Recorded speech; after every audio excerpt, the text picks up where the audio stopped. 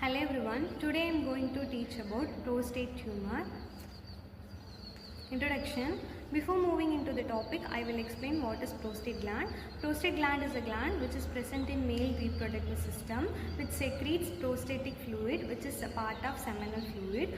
It will also give nutrition and motility to the sperm move to the female reproductive system during sexual intercourse. This is most important gland in the male reproductive system. Prostatic tumors are abnormal growth arising from the prostate gland. In this prostate gland, there are many types of cells are present. Each type of cells carries each functions. There are many types in this prostate tumor. The first one is prostate cancer, adenocarcinoma. Adenocarcinoma is the most common type, which is originate from the abnormal proliferation of glandular cells of the prostate. Glandular cells means it is a basic cell which create a gland. In this prostate gland, the glandular cells create prostate gland. The glandular cells are abnormally proliferated. That particular condition is called adenocarcinoma. The rare types are neuroendocrine tumors, squamous cell carcinoma, transitional cell carcinoma, sarcoma and lymphoma. Each types of tumors arising from various cells in the prostate gland. Here is the image of prostate cancer. The left one is normal prostate image, the right one is prostate cancer image. In this left one, the urethral surface is normal, the prostate gland is normal, the urine outflow is downwards. In prostate gland, the prostate cancer compress the urethra, so the urine outflow is obstructed, so the urine is retentioned in the bladder. In this prostate cancer, the major symptom is urinary retention because of the prostate cancer constructing the pathway of urethra. So the urine outflow get interrupted, so the urine retention occurs. There are many zones in the prostate gland. The one is central zone, transitional zone, anterior zone and peripheral zone. These are the zones in the prostate gland. There are 4 stages in the prostate cancer. In stage 1, the cancer only present in the prostate. It will not spread to the surrounding structures. In stage 2, the size will be enlarged compared to the stage 1. In stage 3, the prostate tumor spread beyond the prostate but has not reached the lymph nodes. It will only spread beyond the prostate. In stage 4, it will spread to the surrounding structures like bladder, rectum, lymph nodes, bones and other parts of the body, and it will also involved in lymph nodes. Next is pathogenesis. The prostate cancer typically begins in the peripheral zone of the prostate. In previous image, we have seen the peripheral zone of the prostate. In that particular zone, the prostate cancer typically begins where normal epithelial cells undergo genetic changes and leading to the uncontrolled proliferation. This uncontrolled proliferation create more number of cells than the normal. So the uncontrolled number of cells create a tumor. Then it will lead to the prostate tumor.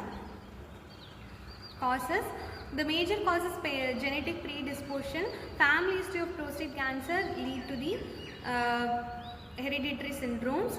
Next one is age. The most common age is especially after 50 years in the men. The hormonal factors is androgen. Androgen is a male sex hormone which gives male sex characteristics. In this, androgen is divided into testosterone and DHT. DHT means dihydrotestosterone. These two hormones is responsible for prostate cell growth. If these two hormones in normal level, the prostate will grow normally. If these two hormones level become abnormal, the prostate will grow abnormally. It will lead to prostate cancer. Next is environmental and lifestyle factors. Diet, obesity, chronic inflammation may contribute this prostate cancer. Chronic inflammation means chronic inflammation of prostate. If will not treat properly the initial inflammation, it will lead to chronic inflammation more than 6 months. Then it will lead to prostate cancer. Next is clinical presentation. In prostate tumor, early stages of tumors are asymptomatic. There is no symptoms in stage 1, stage 2. As the tumor grows or invades surrounding tissue, such as in stage 4, it will spread. Stage 3 and 4, it will spread beyond the prostate and it will also spread the surrounding structures like bladder, rectum and anus.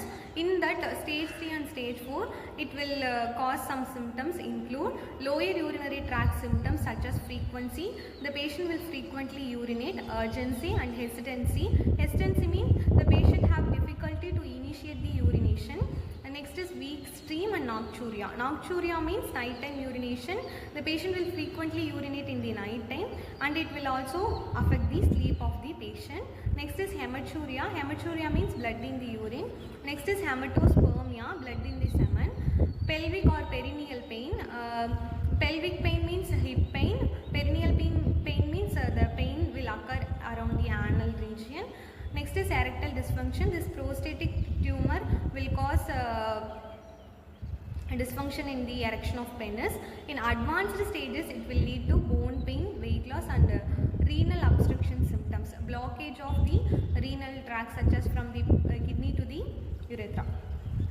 Here is the image of prostate tumor. The tumor will grow day by day and it will also stricture the urethral pathway. So the bladder can't able to push the urine downwards. The urethra doesn't have space to carry the urine. So the urine retention will occur for this patient. It will lead to the symptoms like severe abdominal pain, dribbling of urine and like that and all. Next is investigations. In investigation, first we will do digital rectal examination.